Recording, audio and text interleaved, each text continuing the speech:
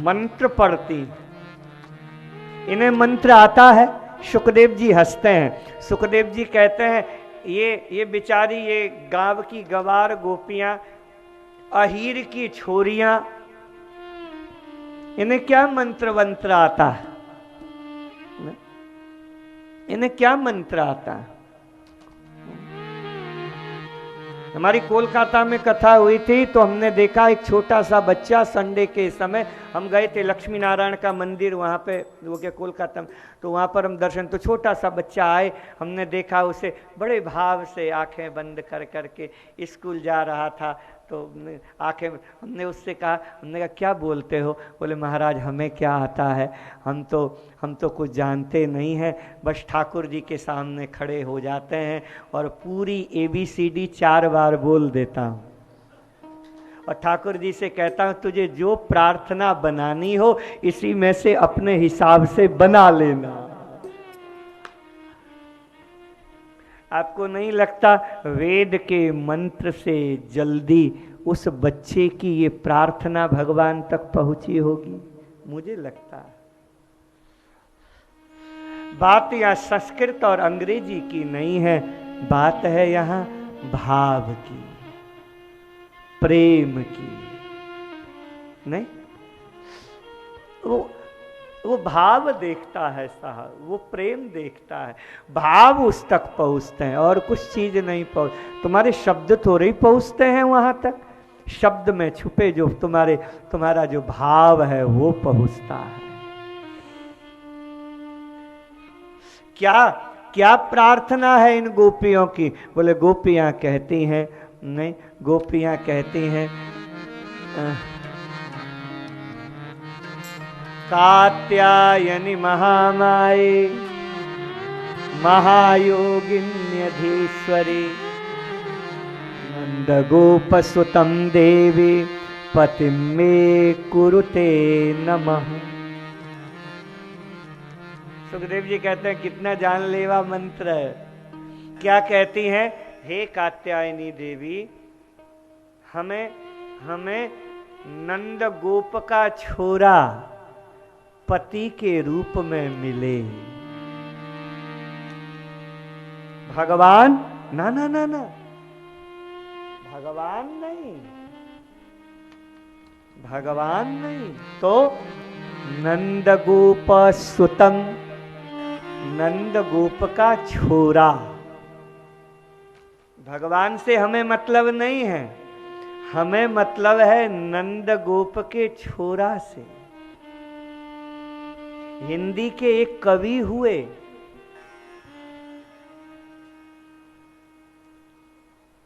गुप्त क्या था, मैथिली, बहुत बढ़िया, श्री मैथिली शरण गुप्त जी।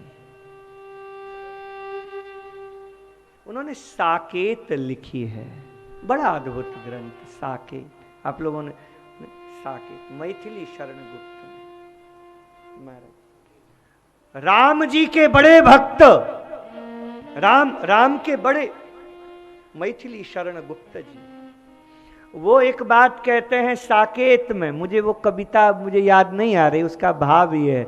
मैथिली शरण गुप्त कहते हैं मैं केवल राम को मानता। अब इसमें कोई अन्यथा मत लेना, नहीं कि भाई ये सब एक ही तो है, एक ही है, पर जहां प्रेम होता है ना फिर वहां वही चाहिए। हमारो मुरली वारो श्याम, ये प्रेम की ये जो प्रेम है ना, इसमें तर्क नहीं चलते हो, इसमें तर्क काम नहीं देते। प्रेम प्रेम है, प्रेम का मार्ग अपना मार्ग है, इसके रास्ते अपने हैं। इसमें तुम्हारा ये समन्वयवादी दृष्टिकोण काम नहीं चलता। कि आप कहो कि ये अल्लाह राम, ये खुदा उदा, ये सब एक ही है, ठीक है, अच्छी बात है, रखो अपने पास में। ये बहुत, यहाँ जो बात हो रही है ये बहुत ऊंची बात हो रही है। हर बात एक अपनी अपनी क्लास की बात होती है, ये बहुत ऊंची बात है साहब। पहले समता आती है, फिर समता के बाद में ममता आती है। हमारे भक्ति सिद्धांत थोड़ी थोड़ी अलग ही धारा में बहती है। तुलसीदास जी वृंदावन गए, बांके बिहारी को सर नहीं झुकाया, कहा कहो छवि आज की भले बने हो नाथ, पर तुलसी मस्तक तब नभे धनुष बाण लो हाथ।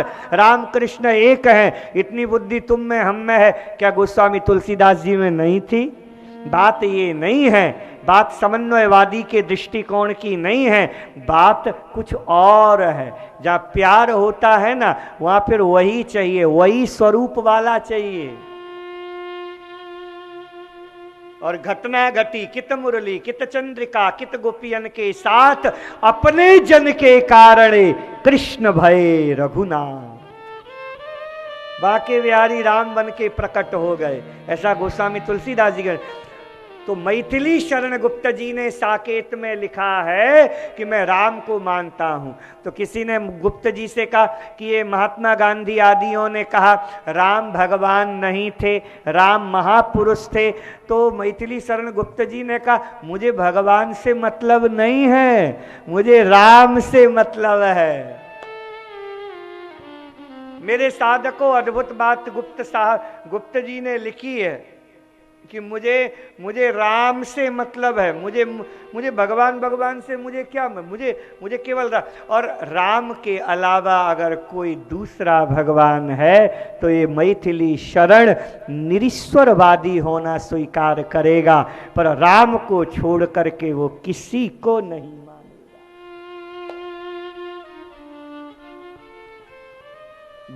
भक्ति के मार्ग में एक आता है, एक शब्द आता है अनन्यता। आपने सुना होगा अनन्यता।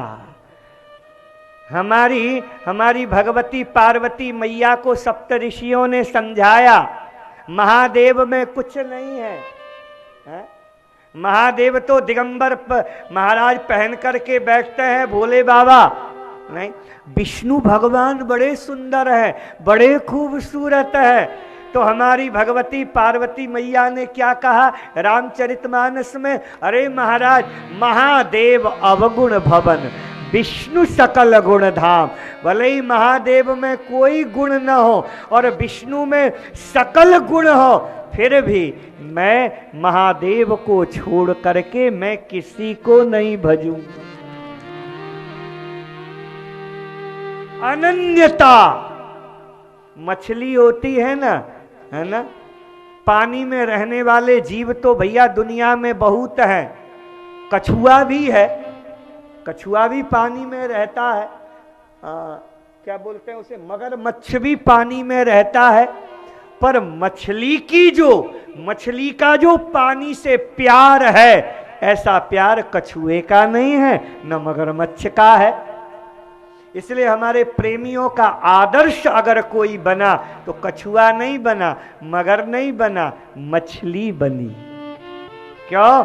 बोले मछली को पानी से निकाल दो, मर जाएगी। मछली कहती है मुझे कुछ नहीं चाहिए, मुझे पानी चाहिए।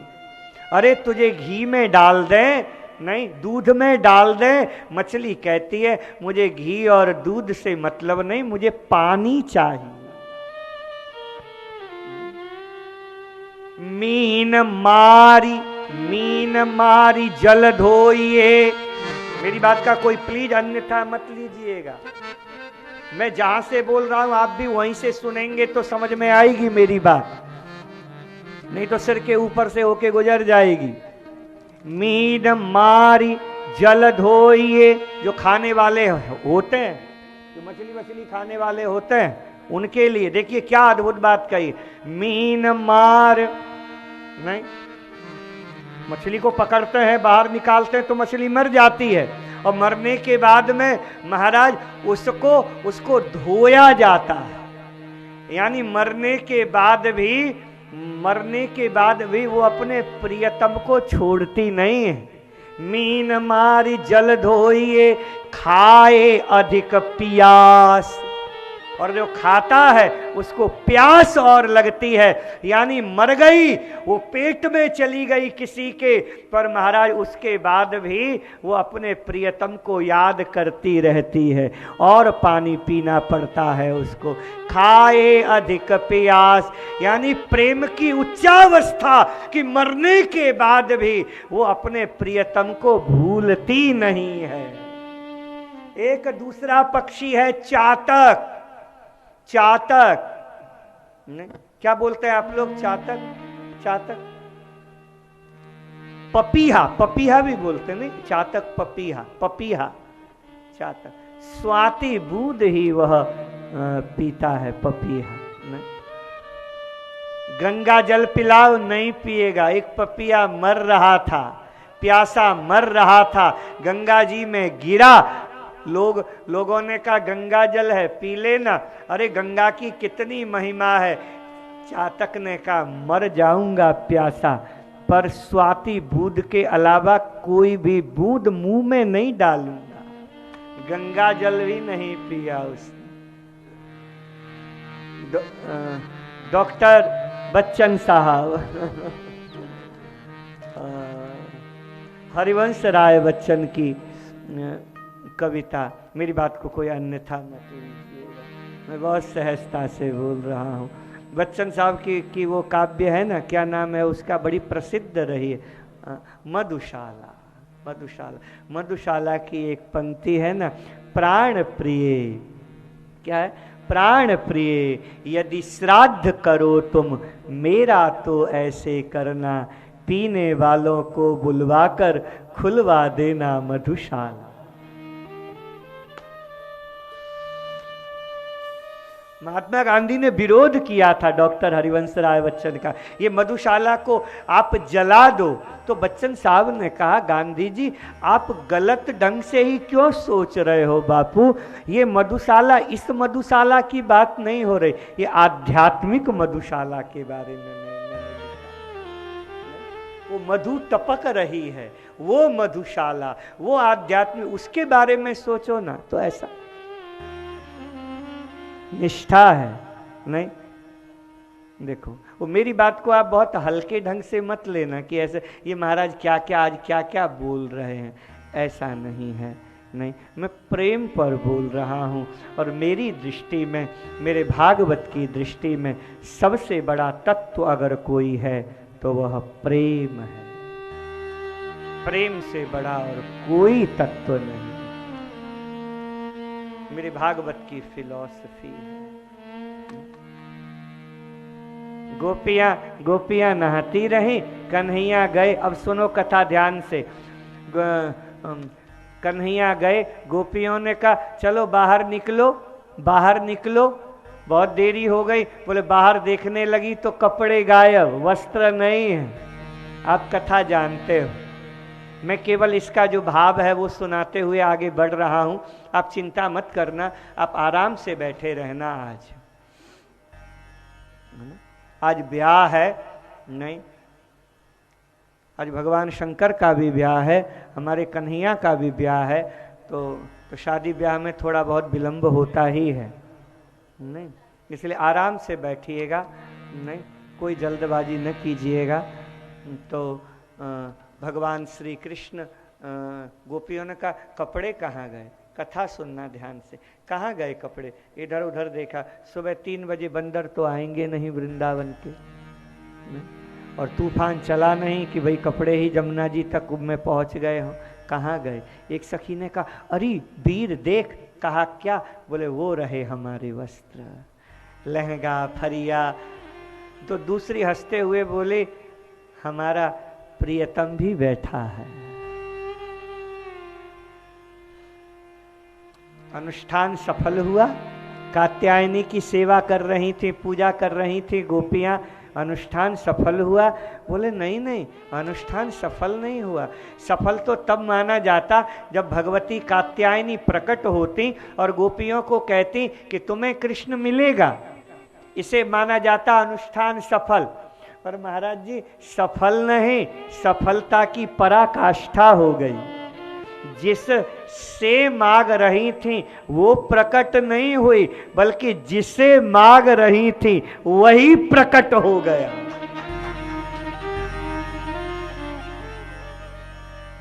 ये प्रेम की धारा देखिए साहब। बल्कि अनुष्ठान की सफलता तो ये मानी जाती, भाई भगवती कात्यायनी प्रकट होती और प्रकट होकर के कहती तुम जिसे मांग रही हो कृष्ण तुम्हें मिलेगा। पर कन्हैया या स्वयं प्रकट हो गए। कन्हैया ने कहा तुम और हम हैं, तो बीच में ये कात्यायनी कहां से आ गई? नहीं, हमारी तुम्हारी बात है, छोड़ो, आओ हमारे पास। कन्हैया प्रकट हो गए, देवी प्रकट नहीं हुई, खुद देवता ही प्रकट हो गया महाराज। कन्हैया ने कहा बोलो क्या चाहिए? गोपियां हंसते हुए बोली हमारे कपड़े दे दो, वस्त्र दे दो। बहुत मीठी कथा है, मधुर कथा है। हमारे वल्लभ कहते हैं, आचार्य वल्लभ कहते हैं, मधुराधिपते रखिलम मधुरम। ये मधुर है, इसका बोलना मधुर, इसका चलना मधुर, इसका बैठना मधुर, इसका हंसना मधुर। मधुर ही मधुर है। नहीं, मिश्री होती है ना, मिश्री में एक ही तत्व है मधुरता। तो हमारे कन्हैया में भी मधुरता ही मधुरता भरी हुई है। नहीं, दे दो। कन्हैया ने कहा कपड़े का है? बोले ये लटके तो हैं। तो कन्हैया ने कहा ये तुम्हारे कपड़े हैं? बोले हाँ। आओ ले जाओ। गोपियां बोली हम आ नहीं सकती। क्यों? क्यों नहीं आ सकती? शर्म आती है। कन्हैया ने कहा पहले नहीं आ रही थी? पहले कोई नहीं था। कन्हैया ने कहा कोई नहीं था? कैसे कोई नहीं था? यमुना नहीं थी, आकाश नहीं था, हवा नहीं थी,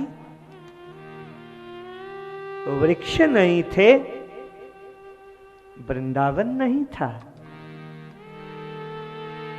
एक सखी थोड़े नौटी अंदाज में हंसते हुए बोली तुम नहीं थे ना। कृष्ण गंभीर हो गए, रही मेरी बात, मैं कहां पर नहीं हूं।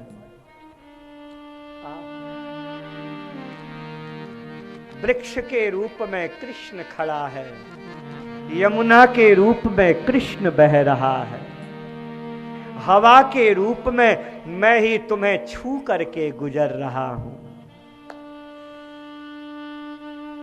मैं ही हूं, मेरे सिवा कुछ नहीं है।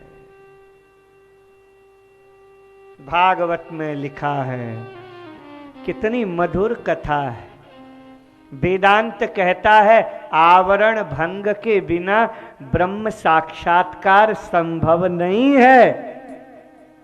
नहीं, विकार रूपी जो आवरण है ब्रह्म और हम जीव के बीच में, ये आवरण तो हटाओ। बात वही आध्यात्मिक की ऊंचाई की है, पर उसी गंभीर बात को समझाने के लिए एक कथा के माध्यम से, एक कहानी के माध्यम से, एक मधुर मीठी कथा के माध्यम से हमें उसी सिद्धांत को समझाया जा रहा है। ये कोई लड़का लड़की या ऐसे ऐसे ऐसे आप इस कथा को हल्के में मत लेना। नहीं, मजाक में नहीं कि कृष्ण ने, भाई वो कृष्ण तो साड़ी लेकर के चढ़ने वाला है, ऐसा नहीं। इसका अर्थ क्या? देखिए वही गंभीर बात जब हम सर्वसामान्य को समझ में नहीं आती है, तो उसी गंभीरता को लेके ऋषि लोग पुराण को लिखते हैं। पुराण की जो रचना है वो उपनिषद के सिद्धांत को समझाने के लिए, क्योंकि कोई भी बात केवल सिद्धांत के रूप में बताई जाए तो हम लोगों को समझ में नहीं आएगी, पर कहानी के रूप में बता दी जाए नहीं तो तुरंत समझ में आ जाती है। नहीं महाराज जी, कि गोपी है और गोपी है, कृष्ण है, उनके कपड़े लेकर के कन्हैया चढ़ गए तो कृष्ण ब्रह्म है, गोपी जीवात्मा है, वस्त्र आवरण है। जीवात्मा और परमात्मा के बीच में ये जो विकार है, ये जो वासना है, यही आवरण है। और ये वासना और विकार का आवरण हटे तो ब्रह्म साक्षात्कार जीव को सहज हो जाता है। कितनी अच्छी बात, कितनी बढ़िया बात। कहूं कैसे सखी मोहे लाज लगे, कहूं कैसे सखी मोहे लाज लगे, कहूं कैसे सखी मोहे लाज लगे, कहूं कैसे सखी मोहे लाज लगे, मोहे प्रिय की नजरिया मार गई, मोहे प्रिय की नजरिया मार गई, कहूं कैसे सखी मोहे लाज लगे, कहूं कैसे सखी मोहे लाज लगे। अब आओ पिया ही जाओ, अब आओ पिया भी जाओ, सुंदर मुखड़ा दिखला जाओ, सुंदर मुखड़ा दिखला जाओ, क्यों दासी को अपने रूठे हो, क्यों दासी से अपने रूठे हो, तो राह तकत तोरी हार गई, मैं तो राह तकत तोरे हार गई, या जीत गए मैं हार गई, पिया जीत गए मैं हार गए, कहूं ऐसे सखी मोहे लाज लगी, कहूं ऐसे सखी मोहे लाज लगी।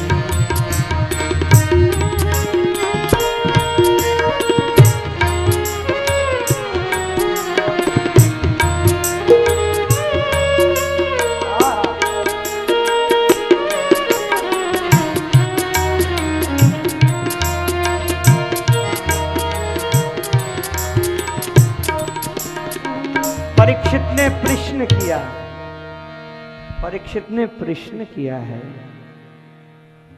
परीक्षित ने श्री सुखदेव जी से कहा वो कपड़े फिर, बोले दे दिए ठाकुर जी ने। बोले कपड़े दिए क्यों? बोले वासना को लेकर के फिर वासना जीव को लौटा क्यों दिया? तो श्री सुखदेव जी महाराज हंसे और हंसते हुए भागवत में श्री सुखदेव जी कहते हैं भर्जिता क्वथिता धानात प्रायो विजाय निश्यते। परीक्षित, ए परीक्षित थोड़ा सुन। कहा क्या? बोले धान होता है ना, आप लोग क्या बोलते हो? धान, धान, धान होता है ना, भर्जिता क्वथित धान, वो चावल का वो जो धान के छिलके को निकाल दो और फिर उसे डालो जमीन पर, अंकुर निकलेगा। परीक्षित ने कहा नहीं निकलेगा गुरुदेव। क्यों नहीं निकलेगा? क्योंकि वो छिलका अलग हो गया है धान से, चावल से अलग हो गया है छिलका। तो श्री सुखदेव जी ने कहा बोले उसको बांध दो, उसे डोरी से उसको क्या कस दो, फेविकॉल से चिपका दो, नहीं छिलके को, फिर डालो तो अंकुर फूटेगा। बोले गुरुदेव अंकुर फूटेगा ही नहीं। क्यों? एक बार अलग हो चुका है। सुखदेव जी ने मुस्कुराते हुए कहा हे राजा परीक्षित, मैं यही कहना चाहता हूं कि एक बार वासना परमात्मा हमारे अंदर से निकाल देता है, निकल जाती है वासना, तो फिर दोबारा आने की संभावना रहती नहीं है। हमारे प्रयास से अगर निकला है तो भले ही रहे। विश्वामित्र की वासना वापिस आई, क्यों? क्योंकि विश्वामित्र का अपना प्रयास था, पर यहां गोपियों का अपना प्रयास नहीं है। अस्तित्व के प्रति समर्पित हो जाओ, और अस्तित्व जब हमारी वासना को स्वयं कृपा करके, हमारे भक्ति मार्ग में ये शब्द बड़ा प्यारा है, कृपा। उसकी जब कृपा होती है और जो घटना घटती है ना, फिर उसमें वापिस वो होने की संभावना खत्म ही हो जाती है, फिर नहीं होती। हमें छोड़ देना है अपने आप को उसके हाथों में। कितनी अच्छी बात कही है ना? तो ये दूसरी भूमिका है महाराष्ट्र में प्रवेश की। क्या बोले? कुछ नहीं, कुछ नहीं, कुछ नहीं। अपने आवरण भंग हो, विकार वासना हटे। ध्यान से सुनिएगा, तीसरी भूमिका, कैसे कैसे साधक को बढ़ना है, कैसे क्लास बढ़ती है। पहली क्लास, दूसरी, तीसरी, चौथी, ऐसे ऐसे होती है ना, है ना? तो महाराष्ट्र यूनिवर्सिटी है, हाँ, इसलिए ध्यान से सुनना। वहां तक पहुंचना है, साधारण बात नहीं है। नहीं, नहीं, आप सोचो रास वही है कि नाच लिया, वो गरबा कर लिया। नहीं, वही नहीं यार, रास रास है। रास, रास कोई साधारण है? रास का मतलब ही है कि बस वही रह जाए, हाँ? और वो जैसे नचाए हम नाच रहे, वो है रास। रास साधारण। सुनिए,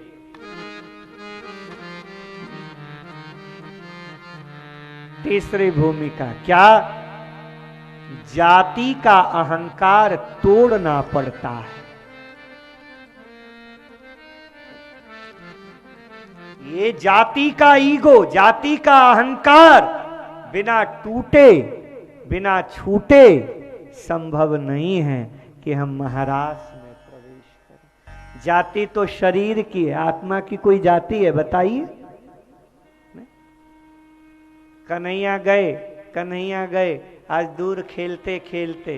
कन्हैया ने कहा भूख लगी है, पंडित लोग यज्ञ में लीन थे। ये भागवत में कथा है। 24 लोग, चतुर्वेदी ब्राह्मण, माथुर ब्राह्मण यज्ञ कर रहे थे, स्वाहा स्वाहा स्वाहा स्वाहा स्वाहा कर रहे थे।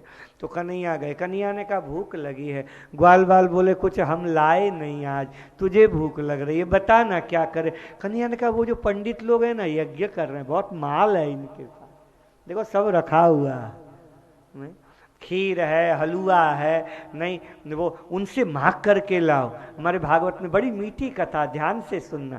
सब ग्वाल बाल गए, कन्हैया बैठे हुए हैं, ग्वाल बाल गए। और ग्वाल बाल जब गए तो ग्वाल बालों ने कहा, वहाँ पंडित लोग स्वाहा स्वाहा स्वाहा स्वाहा कर रहे हैं। ग्वाल बाल गए, हाथ जोड़ा, भैया राम राम। पंडितों ने देखा अहीर जात के हैं, हम ब्राह्मण, ये अहीर। देखिए, बोले भी नहीं, पंडित लोग बोले भी नहीं, बात भी नहीं किए। हम यज्ञ में लगे हुए हैं, बात भी नहीं करना है। लौट करके चले आए, बोले कछू लाए? बोले जनता रंगार लाए, खाओगे? बोले ऐसे क्यों बोल रहे हो? बोले लाला तने कहाँ भेज दियो हमें, तने कहाँ भेज दियो हमें? लाला कछु हमारी राम राम स्वीकार ना करी उन पंडितन ने, हैं? अभिमान से भरे हुए वो पंडित। कन्हैया ने कहा तुम गए कहाँ? बोले पंडितों के पास में। बोले गलत जगह चले गए ना, पंडितानियों के पास जाओ। मेरी ये कृष्णा बता रहे, इन पुरुषों से मेरी पटती ही नहीं है।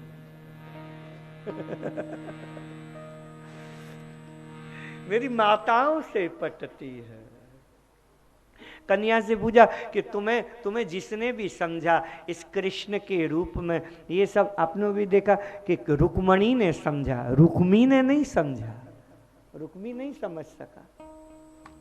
और महाभारत में भी लिखा है कि वो जो दुर्योधन की जो पत्नी है वो कृष्ण की भक्ता थी, कृष्ण की भक्ता है हमारा वो दुर्योधन की पत्नी। नहीं, और दुर्योधन ने कहा कृष्ण को समझा। तुम्हें पुरुष ने नहीं समझा, स्त्रियों ने समझा। क्यों? तो कन्हैया मुस्कुराते हुए बोले थे भागवत में, मुझे दिल वाले समझते हैं, मुझे दिमाग वाले नहीं समझते। अब इसकी व्याख्या मैं कल कर चुका हूं, इसलिए मैं नहीं बोलूंगा, आप लोग अन्यथा न लीजिएगा। है वैसे ही बेचारे बहुत कम हैं आप लोगों की संख्या में।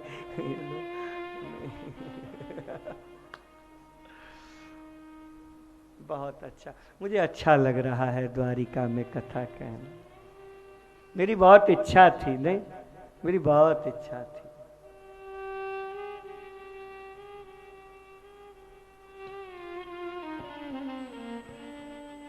Thank you.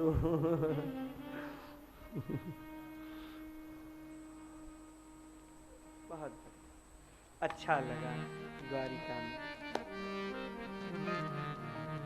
कन्हैया ने कहा पंडितानी के पास जाओ। सब ग्वाल बाल गए। पंडितों ने कहा ये लोग तो फिर आ गए। वो जब गए तो उन दरवाजा खटखटाया, खोला, क्या है?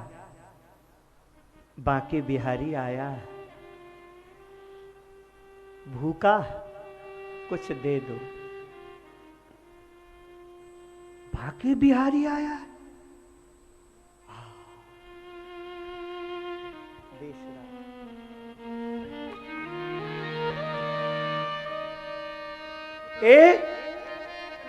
वृंदावन बिहारी आया।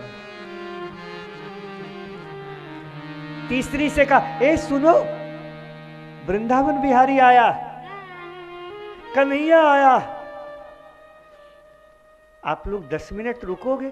सब ग्वाल बाल बोले हम आधी घंटा भी रुक जाएंगे, हमें आपत्ति नहीं। दूसरा ग्वाल बाल दूसरे से बोला हमारे कन्हैया का बड़ा प्रभाव है, खीर बनाई है, हलवा बनाया है। बनाया नहीं, वो यज्ञ के लिए, भोग लगाने के लिए बना रही थी। यज्ञ में पायस आदि की आवश्यकता होती है ना, तो खीर हलवा बनाया था यज्ञ के लिए, यज्ञ में चढ़ाने के लिए। दूसरी ने कहा क्या खिलाएंगे, इनको क्या देंगे? तो एक पंडितानी बोली इनको नहीं देंगे, हम ही चलेंगे,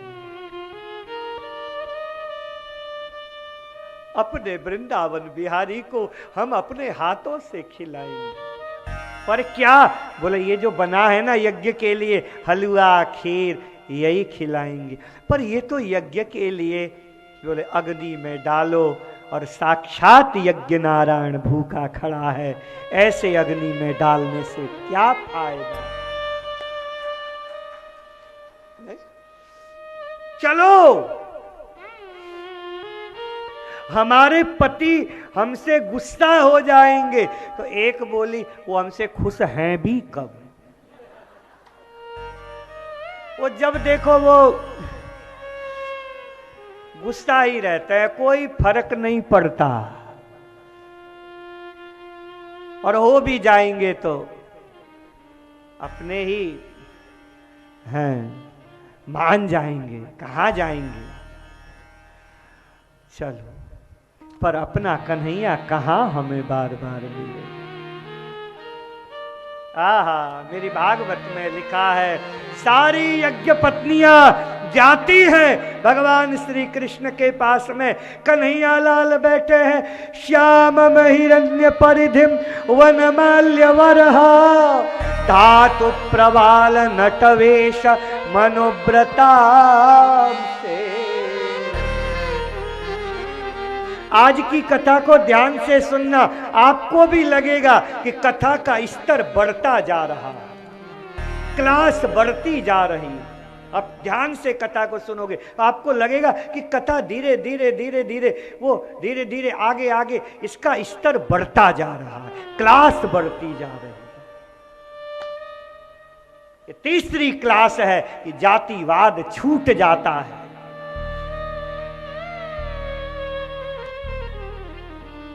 गए कन्हैया के, कन्हैया बैठे हुए हैं, क्या सुंदर रूप है, मोर का पंख धारण किए हुए हैं, हाथ में बांसुरी है, कटी में वो पीतांबरी कसी हुई है, सुंदर वही जयंती की माला है, मुस्कुराहट है मुखारविंद में, क्या सुंदर लग रहा है कन्हैया। आहा, गो देखा महाराज इन लोगों ने, हम आपको खिलाएं?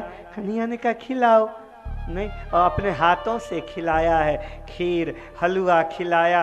कन्हैया को देखती रही, सुबह की गई थी, शाम होने को आई।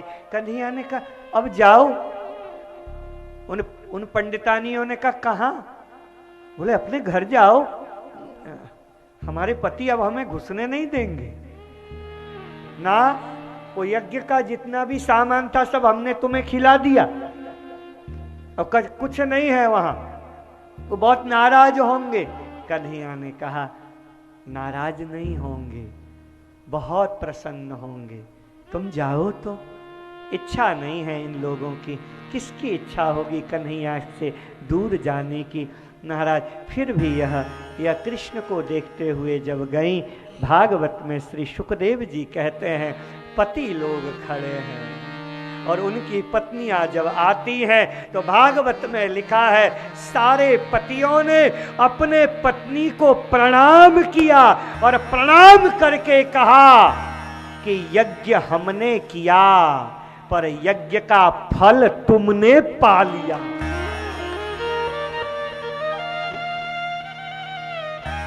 हम तो खामा खाम स्वाहा स्वाहा स्वाहा करके धुआं उड़ाते रहे, धुआं फैलाते रहे, पर उसका जो फल है, उसका जो फल है, नहीं, हर कर्म का फल भगवत प्राप्ति ही तो है, अंतिम लक्ष्य वही है। नहीं, तुमने उसे पा लिया, गोपियों तुम लोग धन्य हो। ऐसे ये कथा कितनी मीठी, अच्छी कथा है ना ये भागवत में, कितनी मीठी कथा है।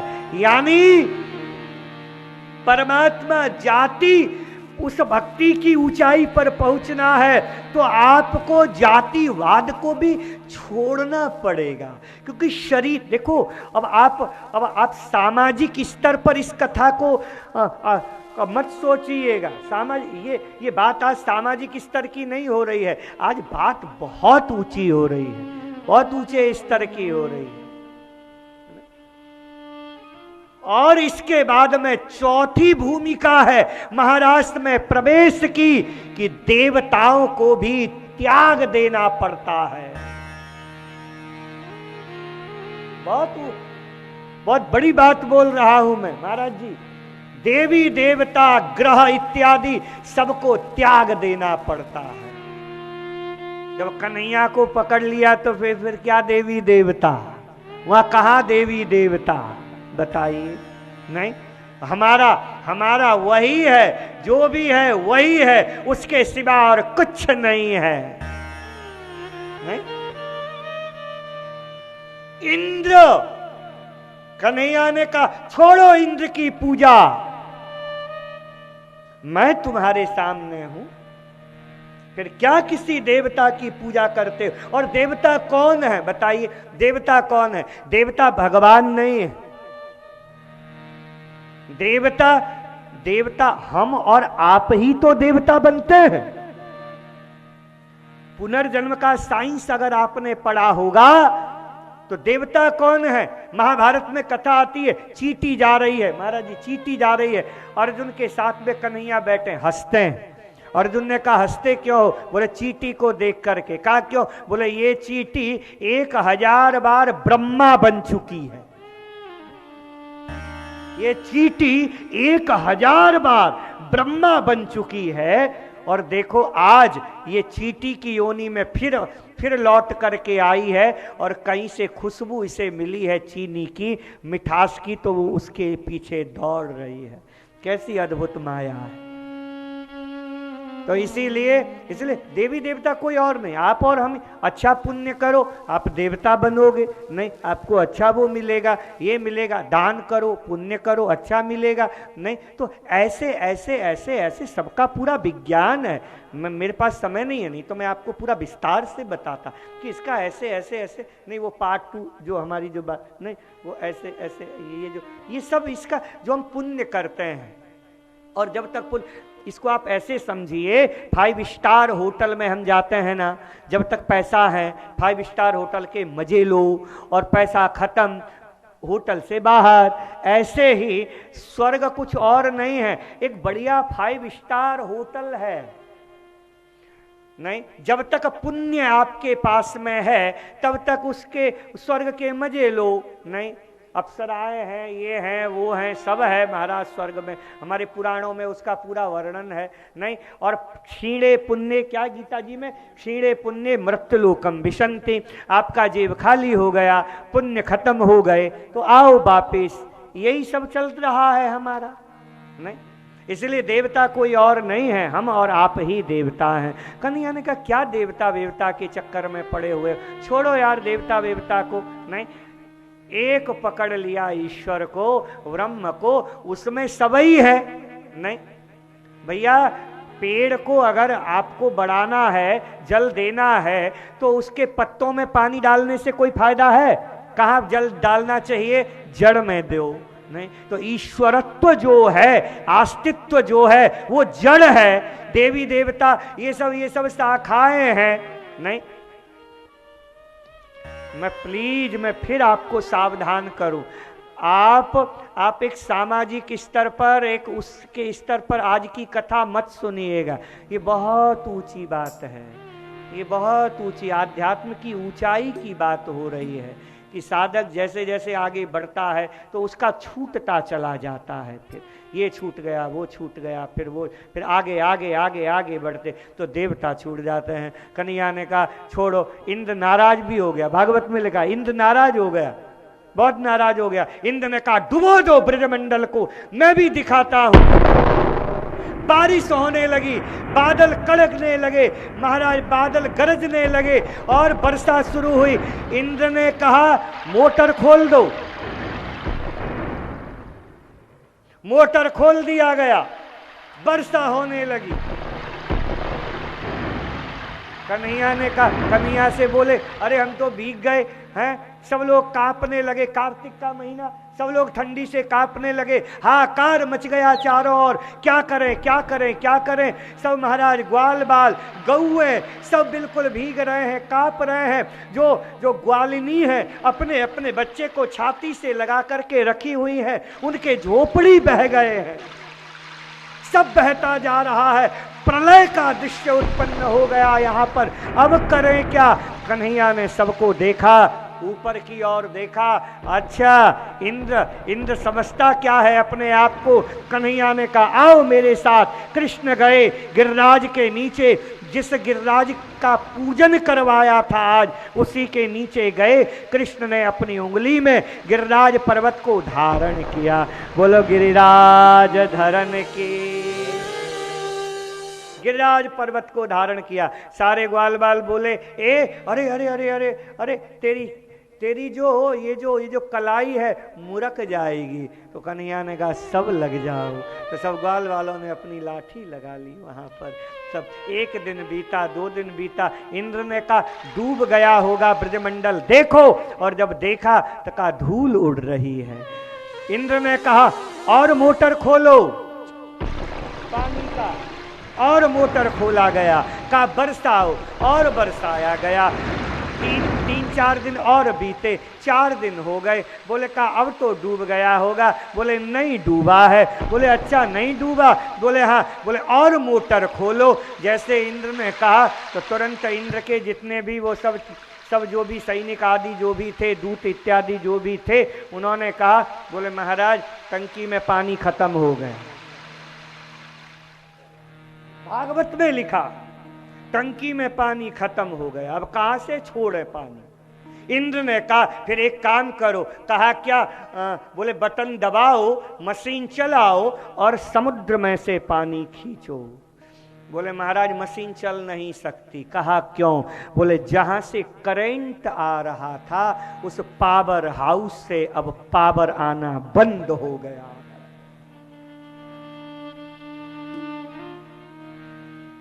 ये सारे देवी देवताओं को भी जो पावर मिलती है वो उसी पावर हाउस से मिलती है। वो अस्तित्व, वो ब्रह्म, वो सत्ता, उससे इनको पावर मिलती है। अहंकार किया इंद्र ने, मैं, तो अस्तित्व ने भी वो जो पावर है वो कट कर दिया। इंद्र ने कहा पावर नहीं आ रहा, बोले नहीं आ रहा है, अब हमसे कुछ नहीं हो रहा है। इंद्र को अपनी हम क्या हैं वो समझ में आई। इंद्र चरणों में गिर गया, दौड़ा दौड़ा आया। इंद्र ने कहा हा, मैं अभिमान कर बैठा था कि मैं देवता, मैं देवराज, पर उस ब्रह्म सत्ता के आगे मेरी कोई गिनती नहीं है। इंद्र दौड़ा दौड़ा आया और कृष्ण कन्हैया के चरणों में आकर के साष्टांग लेट गया। विशुद्ध सत्वं तव धाम शांतम तपोमयम ध्वस्तरजस्तमस्कम मायामयोऽयं गुण संप्रवाहो न विद्यते ते ग्रहणानुबंध। स्तुति की है, बारंबार स्तुति की। इंद्र देवता को भेज दिया। कन्हैया ने कहा कोई बात नहीं, कोई बात नहीं, मेरे भक्तों ने मुझे 56 भोग खिलाया, तुमने पानी पिला दिया, हम तुमसे नाराज नहीं है, जाओ जाओ। भेज दिया है यहाँ। अब ये अंतिम 5वीं भूमिका। कहा क्या? बोले सब ग्वाल बालों ने जब कहा कि कृष्ण ने इतना बड़ा गिरिराज पर्वत उठाया तो ये भगवान है, तो सब लोग कहने लगे कि ए नंद बाबा तुम्हारा बेटा भगवान है। मेरा बेटा भगवान नहीं है, मेरा बेटा ही है। नहीं, ये लोग मानने को तैयार नहीं है। कन्हैया से आज ग्वाल वालों ने पूछा तू भगवान है? कन्हैया ने कहा हाँ मैं भगवान हूँ। ये अंतिम भूमिका है महाराज की। इसके बाद सीधे महाराज शुरू हो जाता है। हाँ मैं भगवान हूँ। भगवान है तो भगवान का वैकुंठ होता है। तेरा वैकुंठ है, तेरा वैकुंठ है। देखो अन्य मार्ग केवल यहीं तक आते हैं, पर भक्ति का मार्ग इससे आगे बढ़ता है महाराज। अन्य मार्ग केवल मुक्ति तक पहुँचते हैं, ज्ञान मार्ग मुक्ति तक की बात करता है, पर भक्ति मार्ग सर्वोच्च बात करते हुए कहता है कि प्रेम में मुक्ति को भी त्यागना पड़ता है। तेरा वैकुंठ है? बोले हाँ है। तो दिखाना अपना वैकुंठ। देखना है? बोले हाँ। तो कन्हैया ने कहा आंखें बंद करो। जैसे सबने आंखें बंद किया, वैकुंठ दिखा दिया। बड़ा सुंदर वैकुंठ है, हमारे भागवत में लिखा है बड़ा सुंदर वैकुंठ है। नहीं, द्वारपाल जय विजय है, सब शांत शांत शांत, कोई किसी से नहीं बोलता। सब ग्वाल बाल बोले बड़ा विचित्र वैकुंठ है। कन्हैया बांसुरी सुनाना। बोले यहाँ बांसुरी नहीं है। बोले कुछ नाचते हैं ना? बोले यहाँ नाच गाना कुछ नहीं होता, ये शांत है बस। तो साहब ग्वाल बाल बोले इस वैकुंठ से बढ़िया तो अपना वृंदावन ही है। नहीं, हमें ना चाहिए वैकुंठ, हमें वृंदावन में पहुंचा दे। और जैसे ही अपने आप आंखें खोली, अपने आप को वापस वृंदावन में पाया। तो सब ग्वाल बाल बोले हमें वैकुंठ नहीं चाहिए, हमें यही चाहिए, जहाँ है वही ठीक है। तो कितनी बढ़िया बात है। कहा करो वैकुंठ ही जाए,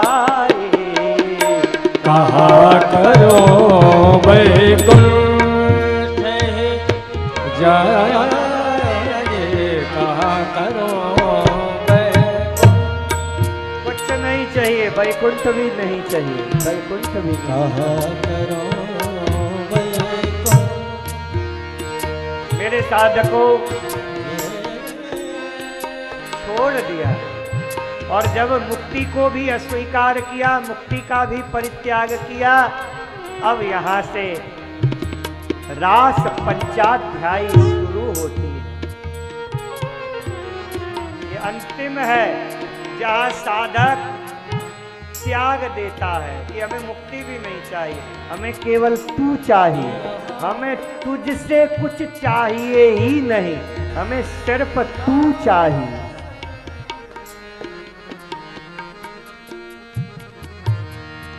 भगवान पिता रात्रि शरदोत फुल्ल मल्लिका,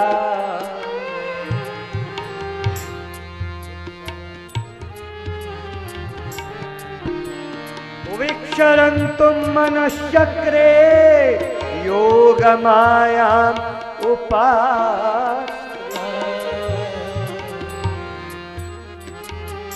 कन्हैया बैठे हैं। मैं आपको एक बात बताऊं, रास पंचाध्यायी काम वासना से मुक्त होने का एक मनोवैज्ञानिक प्रयोग है। रास पंचाध्यायी वासना से मुक्ति। देखो मैं आपको एक बात बताऊं, मनोविज्ञान कहता है कि उठा लो, मनोविज्ञान कहता है कि कोई भी चीज होती है उसको अगर दबा दी जाती है ना तो बाद में उसका विस्फोट बड़ा भयानक होता है। दमित नहीं होनी, वासना दमित नहीं होनी चाहिए। नहीं महाराज, विश्वामित्र आदि उदाहरण हमारे पास शास्त्रों में बहुत भरे पड़े हैं।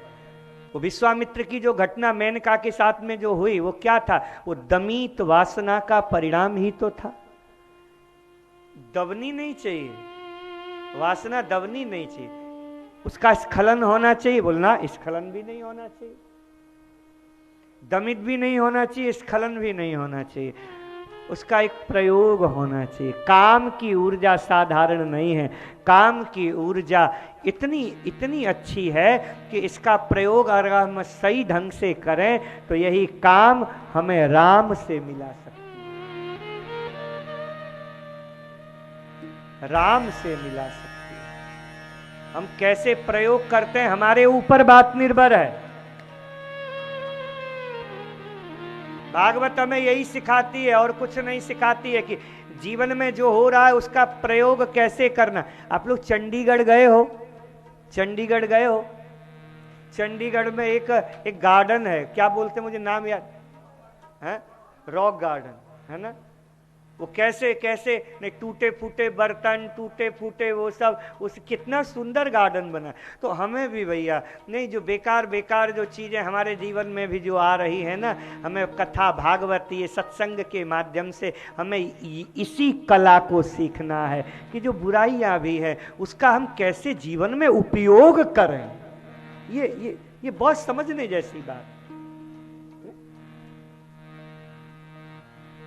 मेरी बेंगलोर में कथा हुई थी तो एक बहुत बड़े महाराज जी हैं, मैं नाम नहीं लूंगा उनका, वो बेंगलोर में उनका महाराज जी आश्रम है, बहुत बड़ी सेलिब्रिटी हैं।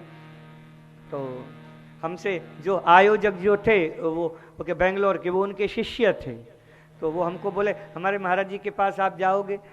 हमने कहा क्यों नहीं जाएंगे, हमने कहा नाम सुना है, बिल्कुल जाएंगे। तो हम गए वहाँ पर।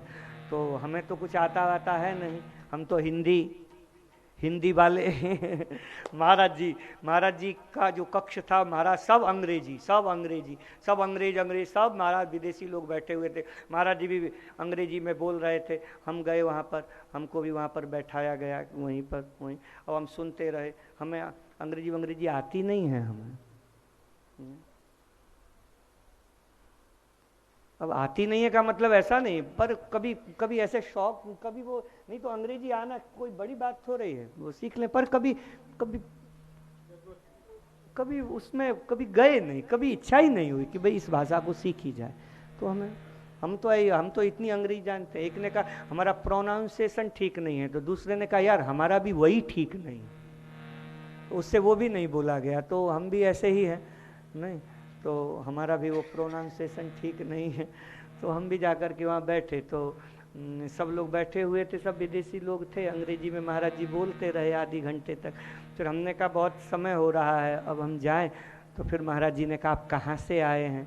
तो उन्होंने परिचय दिया कि वृंदावन। वृंदावन से बड़े खुश हुए, बहुत खुश हुए। अंग्रेजी में बोले तो मैंने कहा महाराज जी मैं हिंदी में ही आप, तो हिंदी में फिर वो हमसे बोले।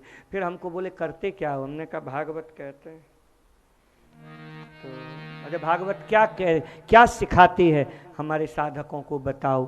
तो मैंने कहा मैं तो हिंदी में बताऊंगा, आपके साधक समझेंगे हिंदी में? बोले मैं समझा दूंगा, आप बोलो। तो मैं उन महाराज जी के सामने नहीं मैं बोला था, मुझे याद है बेंगलोर में मैंने कहा मैं महाराज जी के आश्रम में आया तो महाराज जी की संस्था का मैंने नाम पढ़ा, आर्ट ऑफ लिविंग। मैंने कहा मेरी भागवत भी यही आर्ट ऑफ लिविंग ही सिखाती है। जीवन जीने की कला अगर कोई सिखाती है तो मुझे लगता है मेरी भागवत सिखाती है। बहुत खुश हुए, बहुत प्रसन्न हुए वो नहीं हमसे। फिर काफ़ी देर तक उस समय ग्रहण था तो वो हमको बोले कुछ आप लेंगे? हमने कहा नहीं महाराज जी, फिर चले गए थे। तो मेरे कहने का अभिप्राय मेरी भागवत भी आर्ट ऑफ लिविंग ही सिखाती है, जीवन जीने की कला सिखाती है भागवत। जीवन में जो हो रहा है, जो हो रहा है, जो हो रहा है, आप उसका उपयोग करो। कैसे उपयोग करना है ये सीखो। काम का उपयोग बहुत अच्छा हो सकता है। काम का उपयोग, काम एक ऊर्जा है, इसको दबाओ मत। अध्यात्म के नाम पर दबाओ मत, दबाओगे तो वो कभी विस्फोट करेगा।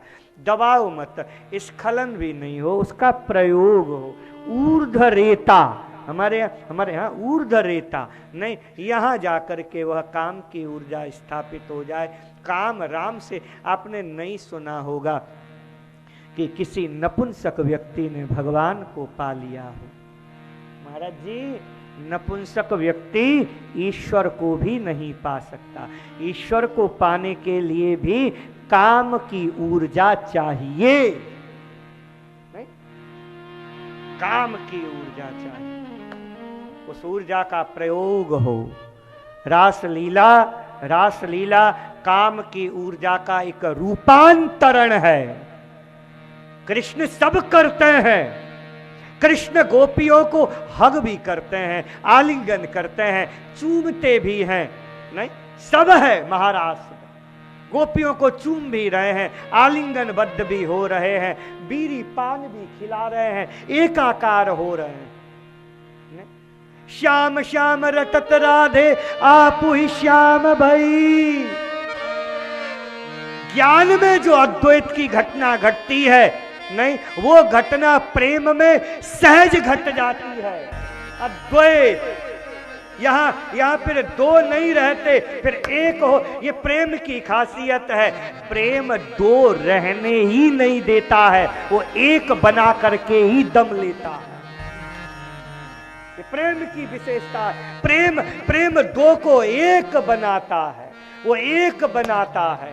जब प्रेम प्रेमी दोनों मिलते हैं, महाराष्ट्र में राधा कृष्ण जब मिलते हैं, वो वस्त्र कंचु की बाधक बन रहे हैं, कंचु की फेंक दिया। महाराज जो आभूषण है वो बाधक बने हैं, उन्हें फेंक दिया। अरे भैया, धड़कते हुई जो सांसें हैं वो भी उस मिलन में बाधक बन जाती हैं। लगता है ये सांसें भी रुक जाए।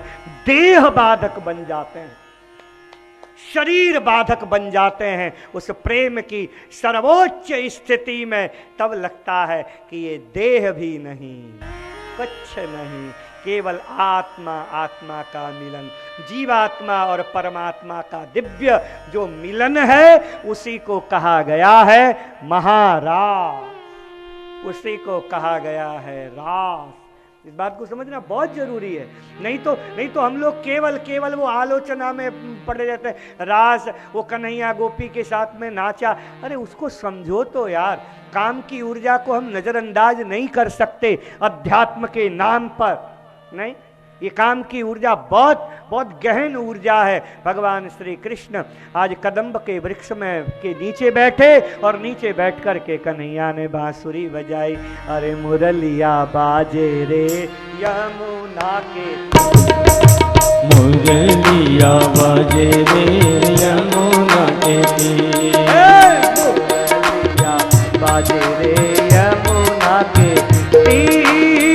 मुरलिया बजे रे यमुना के तीर।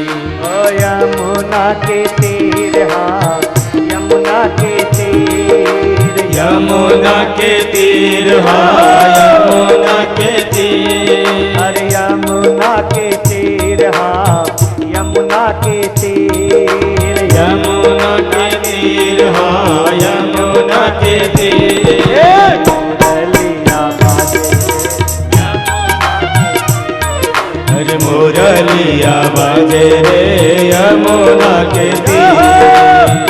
मुरलिया बाजे रे यमुना के तीर, मुरलिया बाजे रे यमुना के तीर।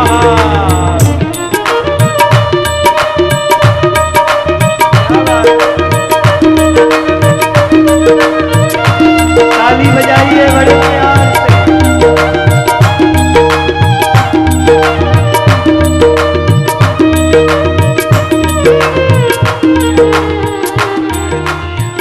मुरली की धुन मेरो मन हर लीनो, मुरली की धुन मेरो मन हर लीनो। मुरली की धुन मेरो मन हर लीनो, मुरली की धुन मेरो मन हर लीनो। चित्त धरत नहीं धीर, ओ चित्त धरत नहीं धीर। मुरलिया बाजे रे यमुना के तीर। मुरलिया बाजे रे यमुना के तीर। मुरलिया बाजे रे यमुना के तीर, मुरलिया बाजे रे यमुना के तीर।